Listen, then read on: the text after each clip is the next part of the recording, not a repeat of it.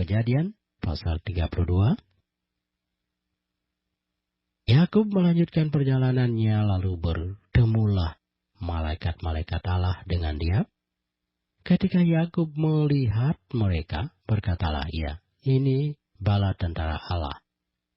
Sebab itu dinamainya lah tempat itu Mahanaim. Sesudah itu Yakub menyuruh utusannya berjalan lebih dahulu mendapatkan Esau kakaknya ke tanah Seir, daerah Edom. Ia memerintahkan kepada mereka, "Beginilah kamu katakan kepada tuanku, kepada Esau. Beginilah kata hambamu Yakub. Aku telah tinggal pada Laban sebagai orang asing dan diam di situ selama ini. Aku telah mempunyai lembu sapi, keledai, dan kambing domba, budak laki-laki dan perempuan, dan aku menyuruh memberitahukan hal ini kepada tuanku supaya aku mendapat kasihmu." Kemudian pulanglah para utusan itu kepada Yakub dan berkata, "Kami telah sampai kepada kakakmu, kepada Esau, dan ia pun sedang di jalan menemui engkau, diiringi oleh 400 orang.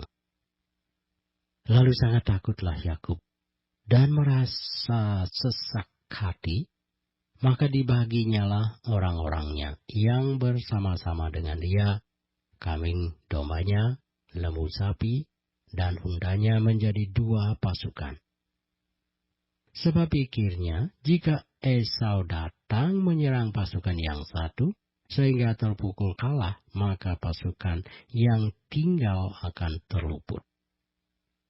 Kemudian berkatalah Yakub, "Ya Allah nenekku Abraham, dan Allah ayahku Ishak, ya Tuhan yang telah berfirman kepadaku, pulanglah ke negerimu serta kepada sanak saudaramu, dan aku akan berbuat baik kepadamu. Sekali-kali aku tidak layak untuk menerima segala kasih dan kesetiaan yang engkau tunjukkan kepada hambamu ini.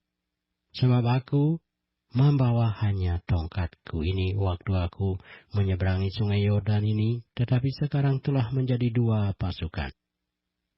Lepaskanlah kiranya aku dari tangan kakakku, dari tangan Esau, sebab aku takut kepadanya. Jangan-jangan ia datang membunuh aku, juga ibu-ibu dengan anak-anaknya. Bukankah engkau telah berfirman, tentu aku akan berbuat baik kepadamu, dan menjadikan keturunanmu sebagai pasir di laut, yang karena banyaknya tidak dapat dihitung." Lalu bermalamlah ia di sana pada malam itu.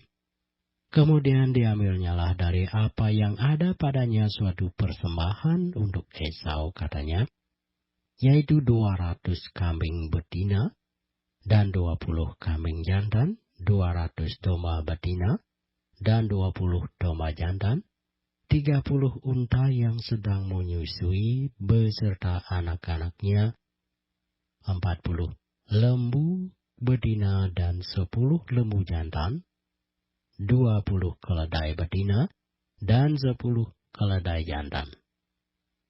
Diserahkannyalah semuanya itu kepada budak-budaknya untuk dijaga, tiap-tiap kumpulan tersendiri, dan ia berkata kepada mereka, "Berjalanlah kamu lebih dahulu dan jagalah supaya ada jarak antara kumpulan yang satu dengan kumpulan yang lain."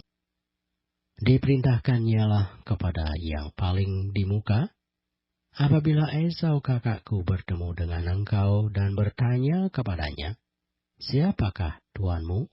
Dan kemanakah engkau pergi? Dan milik siapakah ternak yang di depanmu itu?' Jawablah, 'Milik hambamu Yakub.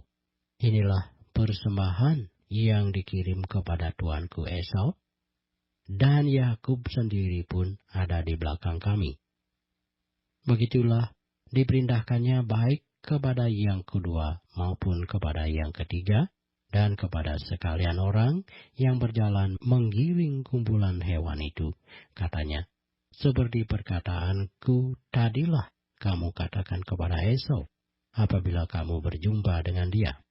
Dan kamu harus mengatakan juga, hamamu Yakub sendiri ada di belakang kami. Sebab pikir Yakub, baiklah aku mendamaikan hatinya dengan persembahan yang diantarkan lebih dahulu. Kemudian barulah aku akan melihat mukanya. Mungkin ia akan menerima aku dengan baik. Jadi persembahan itu diantarkan lebih dahulu, tetapi ia sendiri bermalam pada malam itu di tempat perkemahannya. Pada malam itu Yakub bangun dan ia membawa kedua istrinya, kedua budaknya perempuan, dan ke-11 anaknya, dan menyeberang di tempat penyeberangan sungai Yabok. Sesudah ia menyeberangkan mereka, ia menyeberangkan juga segala miliknya. Lalu tinggallah Yakub seorang diri, dan seorang laki-laki bergulat dengan dia sampai fajar menyingsing. Ketika orang itu melihat bahwa ia tidak dapat mengalahkannya, ia memukul sendi pangkal paha Yakub, sehingga sendi pangkal paha itu terpelecok ketika ia bergulat dengan orang itu. Lalu kata orang itu, biarkanlah aku pergi, karena fajar telah menyingsing. Saud Yakub, aku tidak akan membiarkan engkau pergi, jika engkau tidak memberkati aku. Bertanyalah orang itu kepadanya, siapakah namamu? Saudnya, Yakub. Lalu kata orang itu, namamu tidak akan disebutkan lagi Yakub, tetapi Israel, sebab engkau telah bergumul melawan Allah dan manusia, dan engkau menang. Bertanyalah Yakub, katakanlah juga namamu. Tetapi saudnya, mengapa engkau menanyakan namaku? Lalu diberkatinya lah Yakub di situ.